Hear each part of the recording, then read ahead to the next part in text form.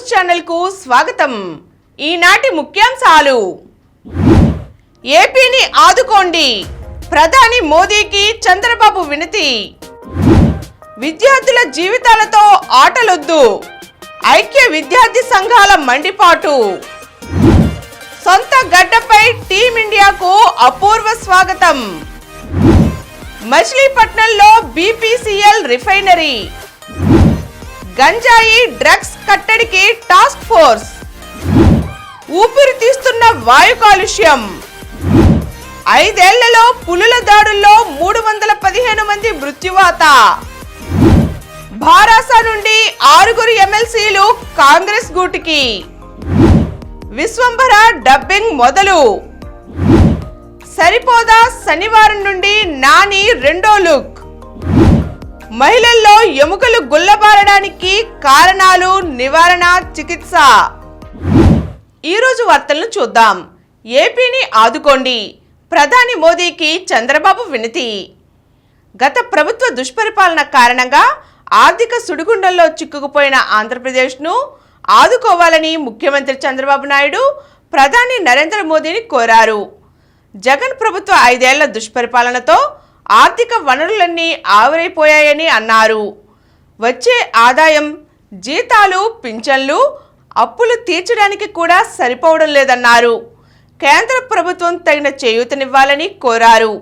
ముఖ్యమంత్రిగా బాధ్యతలు చేపట్టిన తరువాత తొలిసారి ఢిల్లీకి వచ్చిన ఆంధ్రప్రదేశ్ సీఎం చంద్రబాబు సుడిగాలి పర్యటన చేశారు।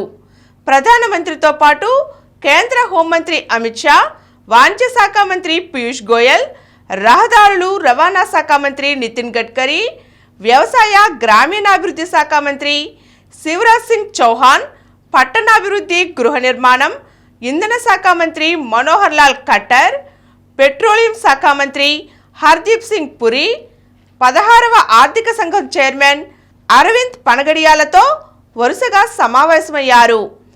వరుసగా 3వసారి ప్రధానిగా బాధ్యతలు చేపట్టిన మోదీకి ఆయన శుభాకాంక్షలు తెలిపారు। ఇదే సమయంలో రాష్ట్ర సమస్యలను ఆయన దృష్టికి తీసుకువచ్చారు। సొంత గడ్డపై టీమిండియాకు అపూర్వ స్వాగతం। పొట్టి ఫార్మాట్లో 17 ఏళ్ల క్రితం ఆరంభించిన తొలి టీ20 ప్రపంచ కప్ను ధోనీ బృందం గెలుచుకొచ్చింది। దేశమంతా వరల్డ్ కప్ విజయంతో పెద్ద పండగే చేసుకుంది। మళ్ళీ ఇన్నేళ్ల తర్వాత రోహిత్ శర్మ జట్టు రెండోసారి టీ20 ప్రపంచ కప్ను తెచ్చిపెట్టింది। మరి ఈ ద్వితీయ ఛాంపియన్షిప్ సంబరాలు మామూలుగా ఉండవుగా। ప్రపంచ కప్ ఫైనల్లో దక్షిణాఫ్రికాను ఓడించి విజేతగా నిలిచిన భారత జట్టు బార్బడోస్లో తుఫాను కారణంగా 5 రోజులు అక్కడే నిలిచిపోయింది। బుధవారం ప్రత్యేక విమానంలో బయలుదేరి వచ్చింది। అభిమానులతో విమానాశ్రయ పరిసరాలన్నీ కిక్కిరిసిపోయాయి। రోహిత్, కోహ్లీ, కోచ్ రాహుల్ ద్రవిడ్ పోస్టర్లతో ప్లకార్డులు పట్టుకున్న అభిమానులు టీమిండియాను చూడగానే గట్టిగా అరుస్తూ ఆనందాన్ని వ్యక్తం చేశారు। వారితో కరచాలనం చేసేందుకు, ఫోటోలు దిగేందుకు ఆతృతపడ్డారు। క్రికెటర్లకు బాంగ్రా నృత్యాలతో స్వాగతం పలికారు।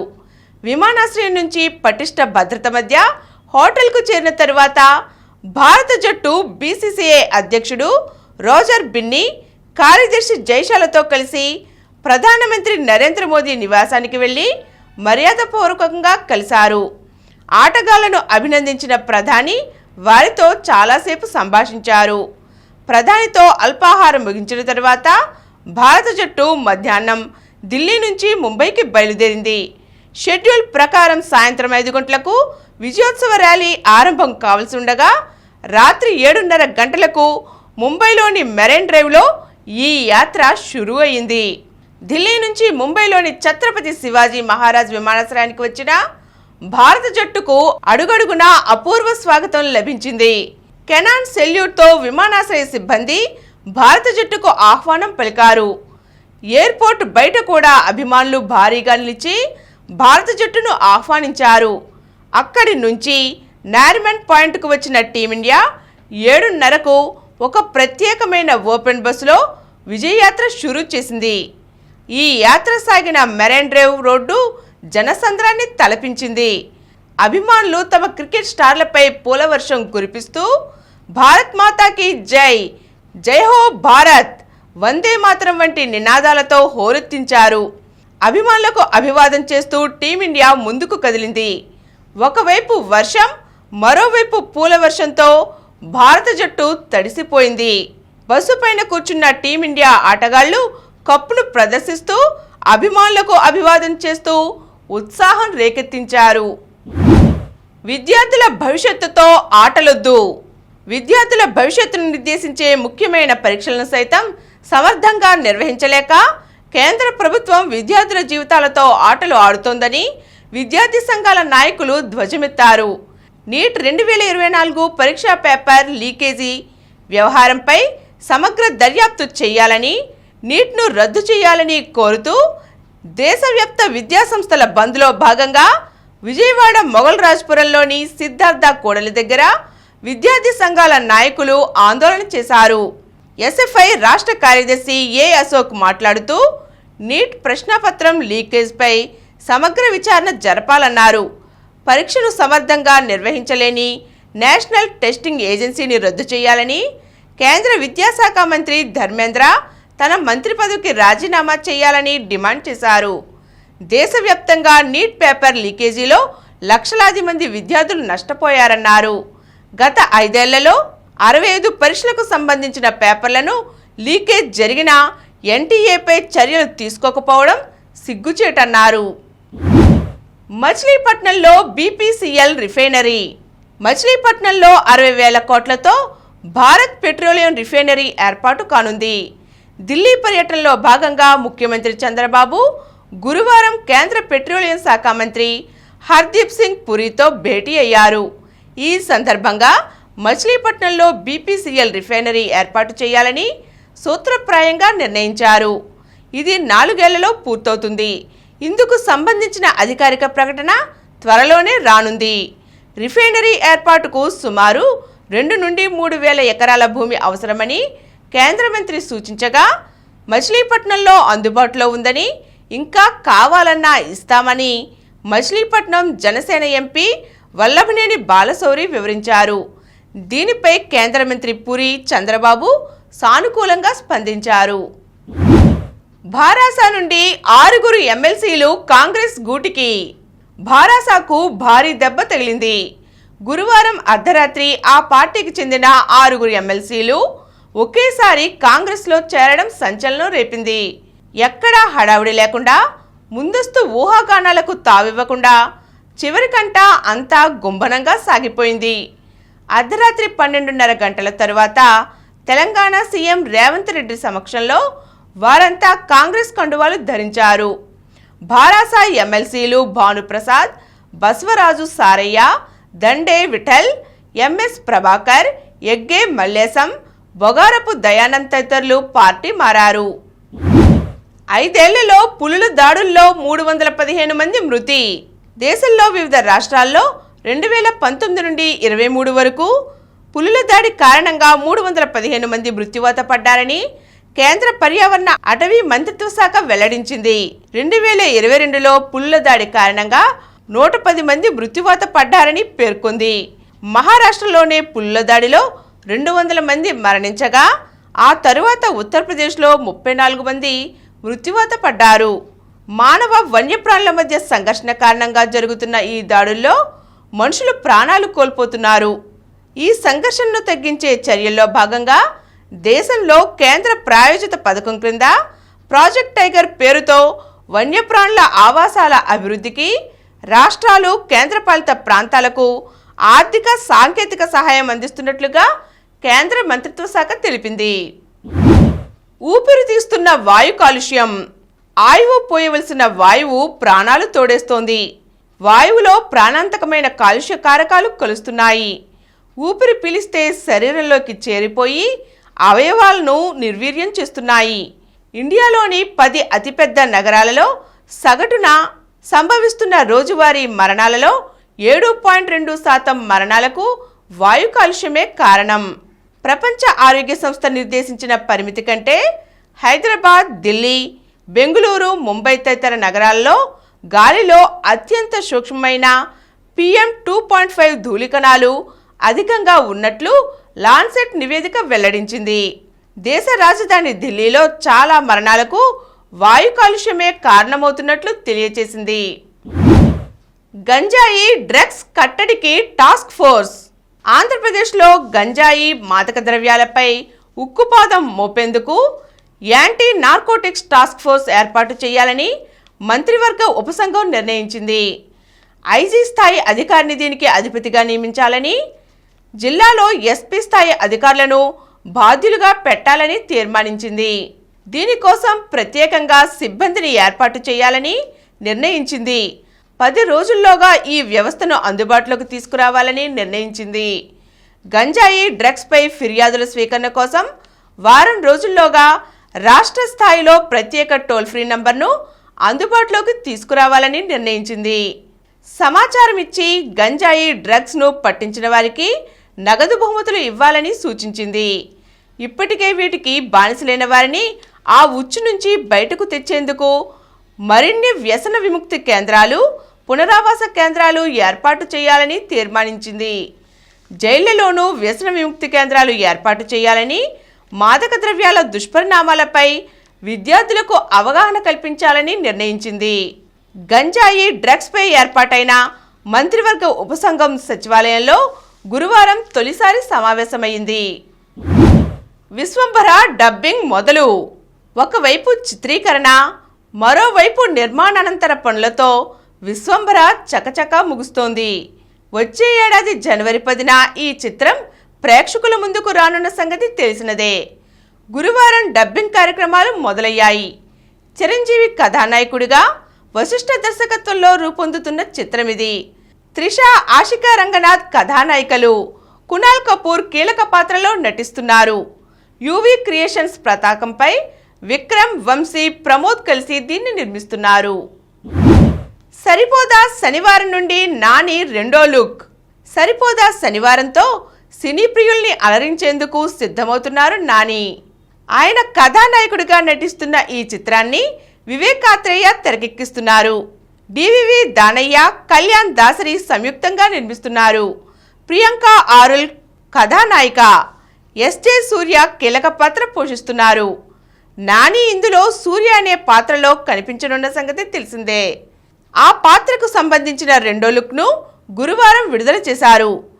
శనివారాల్లో యాక్షన్ కోణంలో హింసాత్మకంగా కనిపించే సూర్య మిగిలిన రోజుల్లో ఎలా ఉంటాడన్నది ఈ ప్రచార చిత్రంలో చూపించారు. నాని ఈ పోస్టర్లో పక్కింటి కుర్రాడి తరహాలో బైక్పై చిరునవ్వులు చిందిస్తూ రావడం కనిపించింది. ఈ పాన్ ఇండియా సినిమా ఆగస్టు 29న థియేటర్లోకి రానుంది. రక్తంలో కొలెస్ట్రాల్పై కొత్త మార్గదర్శకాలు. రక్తంలో కొలెస్ట్రాల్ స్థాయిల అసాధారణ హెచ్చుతగ్గులను నివారించేందుకు దోహదపడేలా కార్డియోలాజికల్ సొసైటీ ఆఫ్ ఇండియా మన దేశంలో తొలిసారి మార్గదర్శకాలను జారీ చేసింది. అవేమిటంటే, గుండె జబ్బులు వంశపారంపర్యంగా వస్తున్న కుటుంబాలకు చెందిన వారు, రక్తంలో మొత్తం కొలెస్ట్రాల్ స్థాయిలు ఎక్కువగా ఉండేవారు, తొలి లిపిడ్ ప్రొఫైల్ను 18 ఏళ్ళు లేదా అంతకంటే తక్కువ వయసులోనే చేయించుకోవాలి.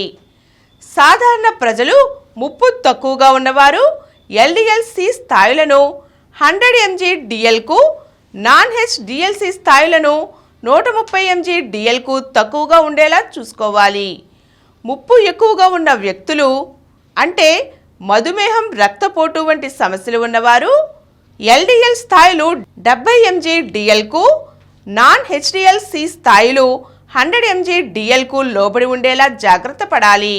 ముప్పు అత్యధికంగా ఉన్నవారైతే LDL-C స్థాయిలు 55 mg DL-కు, నాన్ HDL-C స్థాయిలు 85 mg DL-కు తక్కువగా ఉండేలా జాగ్రత్త వహించాలి.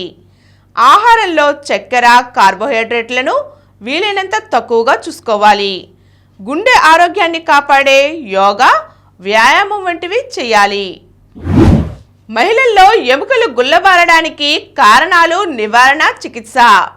మనిషి ఒక ఎముకల గూడు. దానికి కండరాలు తోడై ఒక రూపం ఏర్పడుతుంది.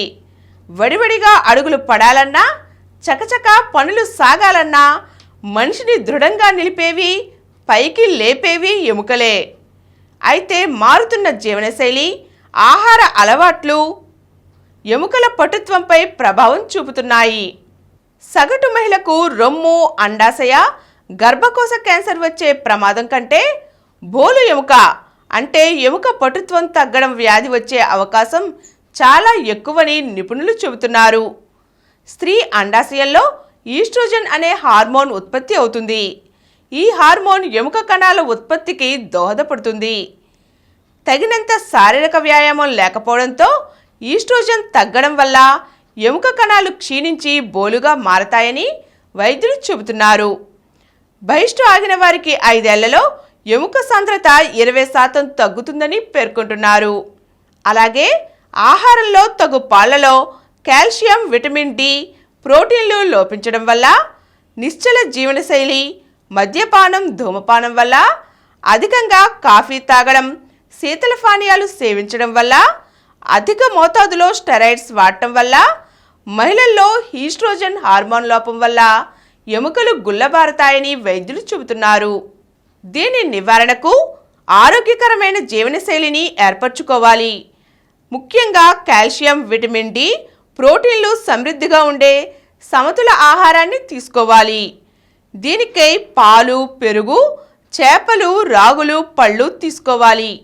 రోజు వ్యాయామం చేయాలి. నడకకు ఎక్కువ ప్రాధాన్యం ఇవ్వాలి. ఇప్పుడు కొన్ని సంక్షిప్త వార్తలు చూద్దాం. మళ్ళీ సీఎంగా హేమంత్. జార్ఖండ్ ముక్తి మోర్చా నేత హేమంత్ సోరెన్ ముఖ్యమంత్రిగా 3వసారి పగ్గాలు చేపట్టారు.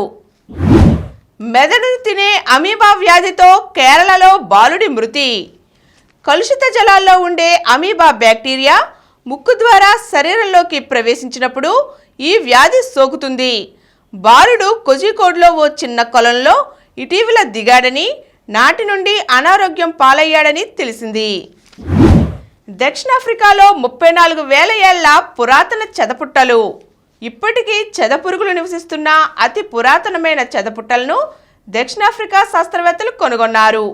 సమక్వాలాండ్ ప్రాంతంలో బఫెల్స్ నదీ తీరంలో ఉన్న కొన్ని చెదపుట్టల వయసు 34,000 ఏళ్లని రేడియో కార్బన్ డేటింగ్లో తేలినట్లు తెలిపారు. కృష్ణాపై అందాల వారధి, ట్రాఫిక్ కష్టాలు తీర్చే దారిది. విజయవాడ పశ్చిమ బైపాస్ రోడ్ నిర్మాణం వేగంగా సాగుతోంది. చిన్నవుటపల్లి నుంచి సూరాయిపాలెం వరకు పనులు తుది దశకు వచ్చాయి. ఆగస్టు 16 నుంచి ముంబైకి ఇండిగో విమాన సర్వీస్. ఆగస్టు 16 నుండి విజయవాడ అంతర్జాతీయ విమానాశ్రయం నుండి ముంబైకి ప్రత్యేక సర్వీసును నడిపేందుకు ఇండిగో సంస్థ ముందుకొచ్చింది. 2.46 కోట్ల విలువైన అక్రమ సిగరెట్లు స్వాధీనం. అక్రమంగా తరలిస్తున్న 2.46 కోట్ల విలువైన సిగరెట్లను సెంట్రల్ జీఎస్టీ అధికారులు గన్నవరంలో స్వాధీనం చేసుకున్నారు. నేడు దక్షిణాఫ్రికాతో భారత్ తొలి టీ20 మ్యాచ్ రాత్రి 7 గంటల నుండి ప్రారంభం.